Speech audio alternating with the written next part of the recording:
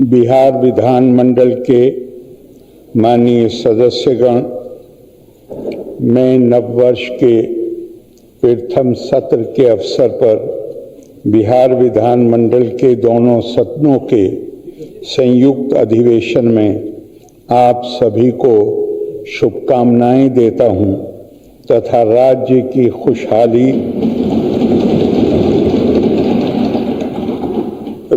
की खुशहाली एवं बहुआयामी विकास की कामना करता हूं। इस सत्र में वित्तीय, विधायी एवं अन्य महत्वपूर्ण कार्य संपन्न होने हैं।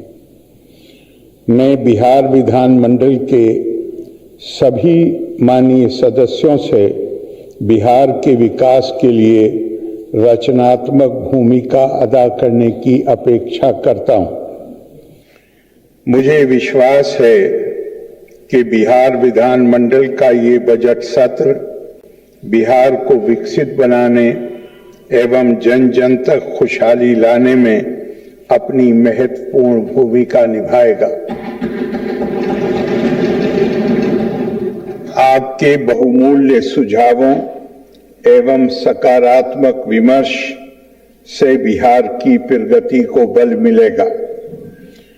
24 नवंबर 2005 को नई सरकार बनने के पहले बहुत कम काम हो पाया था। इसके बाद राज्य के विकास के लिए तेजी से काम शुरू किया गया।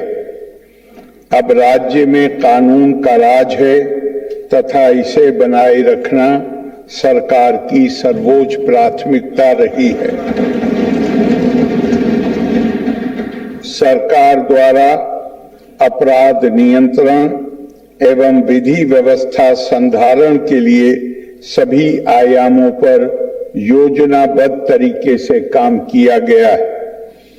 पुलिस के लिए वाहन एवं अन्य आवश्यक संसाधन उपलब्ध कराए जा रहे हैं। 24 नवंबर 2005 को नई सरकार बनने से पहले बिहार में पुलिस बल की संख्या बहुत कम थी।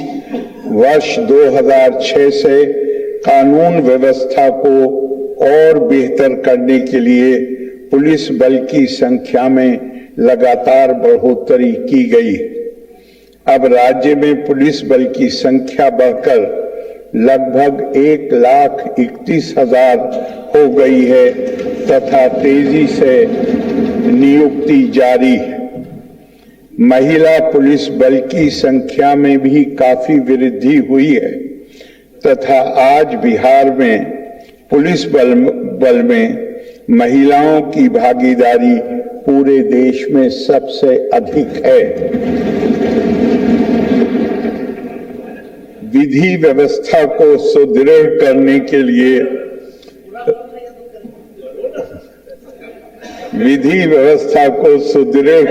के लिए राज्य में बड़ी संख्या में नए थानों की स्थापना की गई है। पहले राज्य में कुल 814 थाने थे, जिनकी संख्या अब बढ़कर 1,380 हो गई है।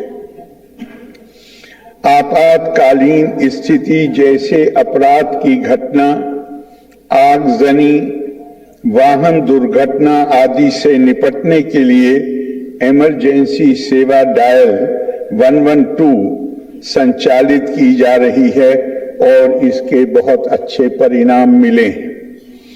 अब तक 52 लाख से अधिक लोगों को आपातकालीन सहायता पहुंचाई जा चुकी है। अब राज्य में किसी प्रकार के डर एवं भय का वातावरण नहीं है तथा समाज में प्रेम, भाईचारे एवं शांति का माहौल है। राज्य में सामाजिक सौहार्द एवं सांप्रदायिक सद्भाव का माहौल कायम है। सांप्रदायिक तनाव की घटनाएं प्रकाश में आने पर पुलिस एवं प्रशासन द्वारा तेजी से कार्रवाई की जा रही है। राज्य सरकार द्वारा वर्ष 2006 से ही मुस्लिम समुदाय के कब्रिस्तानों की घेराबंदी की योजना शुरू की गई है, जिसमें राज्य की मिली जुली आबादी के इलाके वाले एवं अन्य संवेदनशील कब्रिस्तानों की घेराबंदी की जा रही है। बड़ी संख्या में कब्रिस्तानों की घेराबंदी की जा चुकी है। अब समाज में शांति एवं सद्भाव का वातावरण है। इसी तरह से वर्ष 2016 से 60 वर्ष से पुराने हिंदू मंदिरों की भी घेराबंदी की गई है, जिससे मंदिरों में चोरी आदि की घटनाएं नहीं हो रही हैं। राज्य सरकार द्वारा शुरू से ही शिक्षा पर विशेष ध्यान दिया गया है। पहले बहुत कम स्कूल थे, इसको ध्यान में रखते हुए बड़ी संख्या में नए स्कूल खोले गए हैं। विद्यालयों में एक और जहां पोशाक, साइकिल, छात्रवृत्ति एवं अन्य कई योजनाएं लागू की गई हैं, वहीं दूसरी ओर विद्यालयों की आधारभूत संरचना को मजबूत किया गया है। बालिका शिक्षा पर विशेष ध्यान दिया गया है तथा हर पंचायत में उच्च माध्यमिक विद्यालय खोले गए हैं। पहले शिक्षकों की काफी कमी थी। वर्ष 2006 से स्थानीय निकायों के माध्यम से 3,68,000 शिक्षकों का नियोजन किया गया। वर्ष 2023 से बिहार लोक सेवा आयोग द्वारा 2,58,000 सरकारी शिक्षकों की बहाली की गई है। इनमें से 28,976 नियोजित शिक्षक बीपीएससी के माध्यम से सरकारी शिक्षक बन गए। फिर सरकार ने तय किया कि नियोजित शिक्षकों को बीपीएससी की परीक्षा देने की जरूरत नहीं है। उन्हें मामूली सी परीक्षा लेकर सरकारी शिक्षक बनाया जाए। इसके लिए उन्हें 5 मौके तय किए गए। अब तक 4 परीक्षाओं का आयोजन हो चुका है, जिसमें 2,66,000 नियोजित शिक्षक पास हो गए हैं। अब केवल 73,000 शिक्षक शेष बचे हैं, जिन्हें एक मौका और दिया जाएगा। अब कुल मिलाकर सरकारी शिक्षकों की संख्या 5,24,000 हो गई है। नवंबर 2005 में नई सरकार बनने के बाद राज्य में स्वास्थ्य व्यवस्था पर विशेष ध्यान देते हुए इसमें व्यापक सुधार किया गया है। इससे पहले स्वास्थ्य व्यवस्था ठीक नहीं थी। प्राथमिक स्वास्थ्य केंद्र में इलाज कराने के लिए प्रति माह औसतन 39 मरीज ही आते थे, लेकिन अब स्वास्थ्य व्यवस्था में सुधार किया गया है तथा प्राथमिक स्वास्थ्य केंद्रों में हर महीने औसतन 11,600 मरीज आते हैं। राज्य में बहुत पहले से ही केवल 6 सरकारी मेडिकल कॉलेज एवं अस्पताल थे, जबकि आज 12 सरकारी मेडिकल कॉलेज एवं अस्पताल कार्यरत हैं एवं शेष सभी 27 जिलों में नए मेडिकल कॉलेज बनाए जा रहे हैं, जिन्हें शीघ्र पूरा कर लिया जाएगा। साथ ही पटना मेडिकल कॉलेज एवं अस्पताल को 5,400 बेड तथा अन्य 5 पुराने मेडिकल कॉलेजों को 2,500 बेड के अस्पताल के रूप में बनाया जा रहा है। पटना के इंदिरा गांधी आयुर्विज्ञान संस्थान को 3,000 बेड के अस्पताल के रूप में विकसित किया जा रहा है। अब हर जिले में इंजीनियरिंग एवं पॉलिटेक्निक की पढ़ाई शुरू हो रही है। राज्य में अनेक संस्थानों की स्थापना की गई है, जिसमें कई राष्ट्रीय स्तर के संस्थान शामिल हैं। राज्य में बड़ी संख्या में सड़कों तथा पुल पुलियों का निर्माण कराया गया है। राज्य के सुदूर क्षेत्रों से 6 घंटे में राजधानी पटना पहुंचने का लक्ष्य वर्ष 2016 में ही पूरा कर लिया गया था।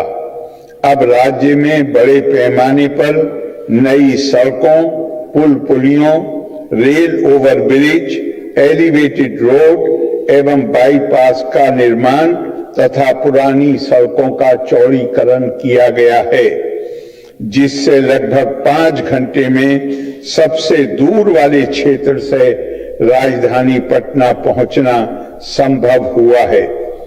इसे और बेहतर करने का प्रयास जारी है। अब राज्य में कई नए एक्सप्रेसवे का निर्माण भी किया जा रहा है। इससे राज्य के सुदूर क्षेत्रों से राजधानी पटना पहुंचने में और कम समय लगेगा। साथ ही प्रखंड मुख्यालयों को जोड़ने वाली सड़कों का चौड़ीकरण किया जाएगा।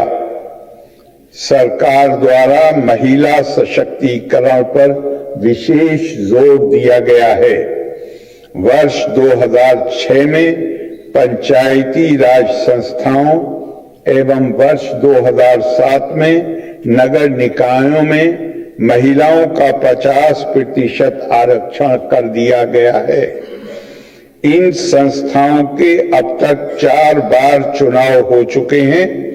वर्ष 2013 से पुलिस में महिलाओं के लिए 35% आरक्षण दिया गया तथा वर्ष 2016 से महिलाओं को सभी नौकरियों में 35% का आरक्षण दिया जा रहा है।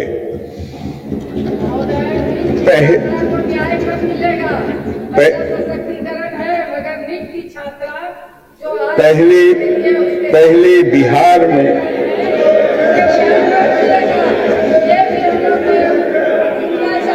बिहार में स्वयं सहायता समूहों की संख्या काफी कम थी। वर्ष 2006 में विश्व बैंक से कर्ज लेकर राज्य में स्वयं सहायता समूहों का गठन किया गया, जिसे जीविका नाम दिया गया। अब स्वयं सहायता समूहों की संख्या लगभग 11 लाख हो गई है, जिसमें जीविका दीदियों की संख्या 1,40,00,000 हो गई है। पहले शहरी क्षेत्रों में स्वयं सहायता समूहों की स्थिति ठीक नहीं थी, इसलिए इस पर ध्यान दिया गया तथा वर्ष 2024 से शहरी क्षेत्रों में भी स्वयं सहायता समूहों का गठन हो रहा है तथा इनकी संख्या 41,000 से भी अधिक हो गई है। इनमें 4,34,000 से भी अधिक जीविका दीदियां हैं। ये काम तेजी से जारी है। मुख्यमंत्री महिला रोजगार योजना के अंतर्गत हर घर की एक महिला को रोजगार के लिए 10,000 रुपये की दर से सहायता दी गई है। जिन महिलाओं का रोजगार अच्छा चलेगा उन्हें 2 लाख रुपये तक की अतिरिक्त सहायता भी दी जाएगी। सरकार ने शुरू से ही सभी वर्गों के लोगों के लिए काम किया है, चाहे हिंदू हो, मुस्लिम हो, अपर कास्ट हो, पिछड़ा हो, अति पिछड़ा हो, दलित हो या महादलित, सभी के लिए काम किया गया है। वंचित वर्गों के लोगों के विकास पर विशेष ध्यान दिया गया है तथा इन्हें मुख्य धारा में जोड़ने के लिए विशेष योजनाएं चलाई गई। पहले सभी वृद्धजनों, दिव्यांगजनों एवं विधवा महिलाओं को पेंशन के रूप में 400 रुपये की राशि मिलती थी, जिसे जून 2025 से बढ़ाकर 1100 रुपये कर दिया गया है। इससे 1 करोड़ 14 लाख से अधिक लोगों को फायदा हो रहा है। वर्ष 2008 से ही राज्य में कृषि रोड मैप बनाकर कृषि विकास कार्यक्रम चलाए गए, जिससे फसलों, फलों एवं सब्जियों के उत्पादन और उत्पादकता में वृद्धि हुई।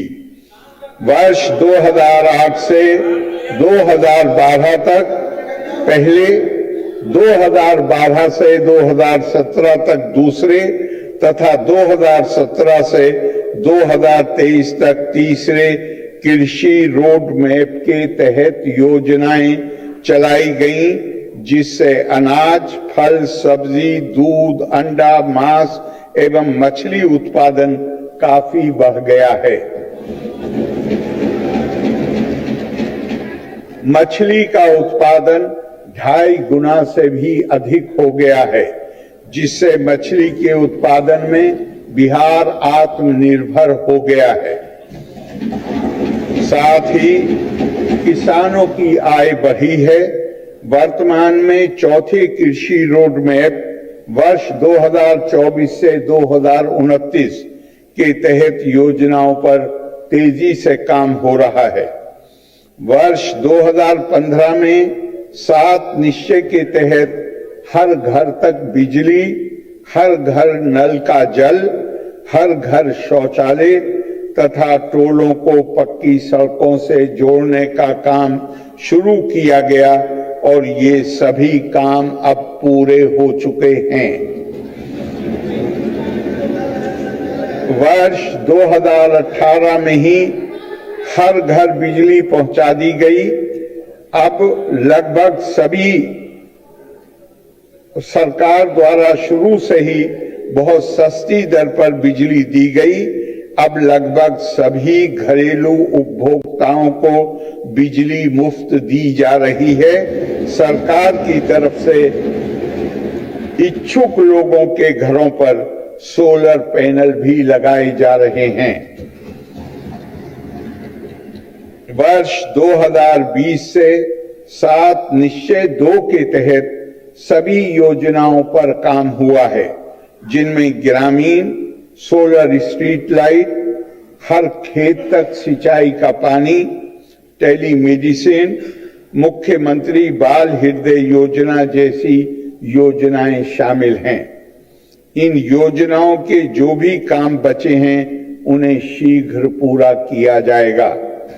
7 निश्चय 2 के तहत ही युवाओं के लिए 10 लाख सरकारी नौकरी एवं 10 लाख रोजगार देना तय किया गया है।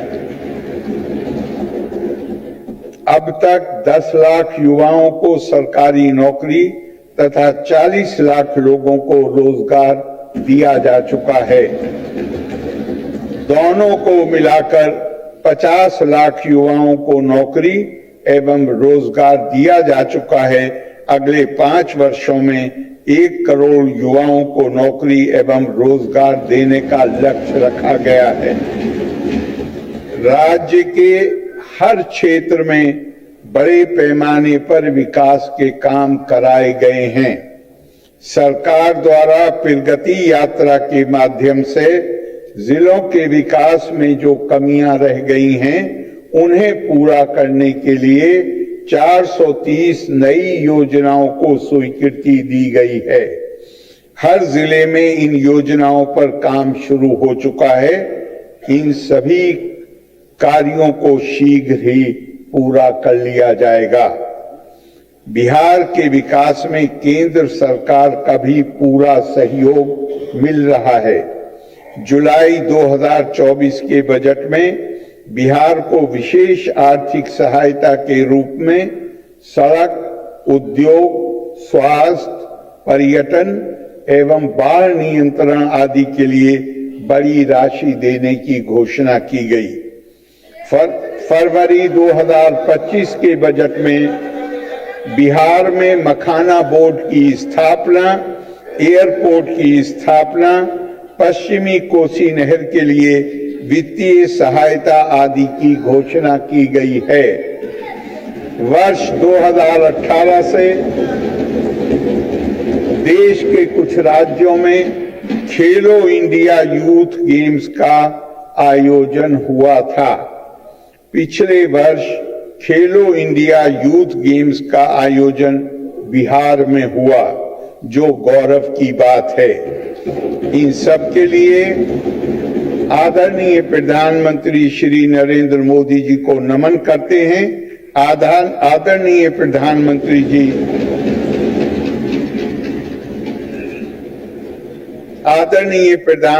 जी कई बार बिहार आते हैं तथा उनके द्वारा कई विकास कार्यों का शिलान्यास, शुभारंभ किया गया है।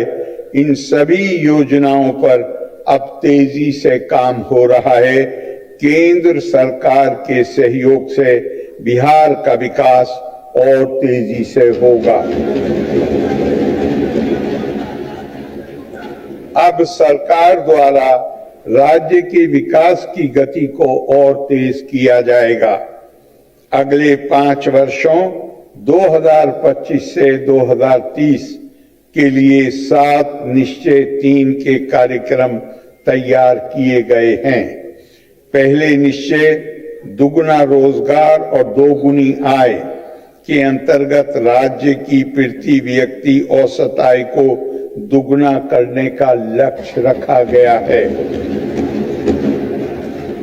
दूसरे निश्चय समृद्ध उद्योग सशक्त बिहार के तहत अगले 5 वर्षों में राज्य में उद्योग लगाने पर विशेष जोर दिया जा रहा है। इसके लिए सभी जिलों में औद्योगिक क्षेत्रों की स्थापना हेतु प्रयास किए जा रहे हैं। तीसरे निश्चय कृषि में प्रगति, प्रदेश की समृद्धि में कृषि के काम को और आगे बढ़ाया जा रहा है ताकि किसानों की आमदनी और ज्यादा बढ़ सके। चौथे निश्चय उन्नत शिक्षा, उज्जवल भविष्य के अंतर्गत राज्य के प्रत्येक प्रखंड में आदर्श विद्यालय और डिग्री कॉलेज खोले जाएंगे तथा पटना में एक नए एजुकेशन सिटी का निर्माण भी किया जाएगा। पांचवें निश्चय सुलभ स्वास्थ्य सुरक्षित जीवन के अंतर्गत प्रखंड स्तर पर सामुदायिक स्वास्थ्य केंद्रों को विशिष्ट चिकित्सा केंद्र तथा जिला स्तर के अस्पतालों को अति विशिष्ट चिकित्सा केंद्र के रूप में विकसित किया जाएगा। छठे निश्चय मजबूत आधार आधुनिक विस्तार के अंतर्गत शहरों के योजनाबद्ध विकास पर जोर दिया गया है। साथ ही इसके अंतर्गत नई एक्सप्रेसवे सड़कों का निर्माण, ग्रामीण सड़कों का चौड़ीकरण एवं पर्यटन क्षेत्र का विकास भी शामिल है। सातवें निश्चय सबका सम्मान, जीवन आसान, ईज ऑफ लिविंग के तहत आधुनिक तकनीक और संवेदनशील प्रशासन के माध्यम से राज्य के सभी नागरिकों के जीवन को सरल, सुरक्षित और सुविधाजनक बनाने हेतु कार्रवाई की जा रही है। बिहार के विकास में केंद्र सरकार का पूरा सहयोग मिल रहा है। इसके लिए आदरणीय प्रधानमंत्री श्री नरेंद्र मोदी जी को धन्यवाद देते हुए उनके प्रति आभार प्रकट करते हैं। हमारा राज्य लगातार विकास कर रहा है। राज्य के विकास के काम को और तेजी से आगे बढ़ाया जा रहा है। अगले 5 वर्षों में और ज्यादा काम होगा जिससे बिहार काफी आगे बढ़ेगा तथा देश के सबसे ज्यादा विकसित राज्यों में शामिल हो जाएगा तथा देश की प्रगति में महत्वपूर्ण योगदान देगा। मेरे द्वारा संक्षेप में आपके समक्ष रखी गई सरकार की उपलब्धियां एवं कार्यक्रमों से स्पष्ट है कि सरकार न्याय के साथ विकास के सिद्धांत को ध्यान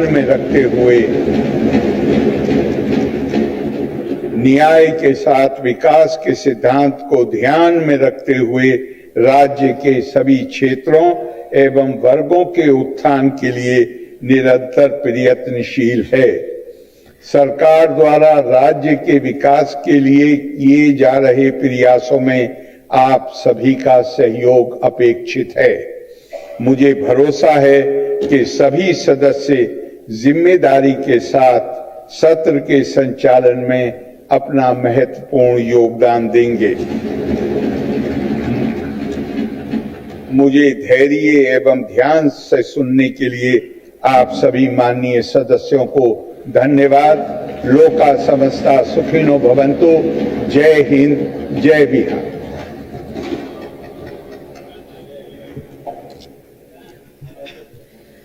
माननीय राज्यपाल महोदय का अभिभाषण समाप्त हुआ।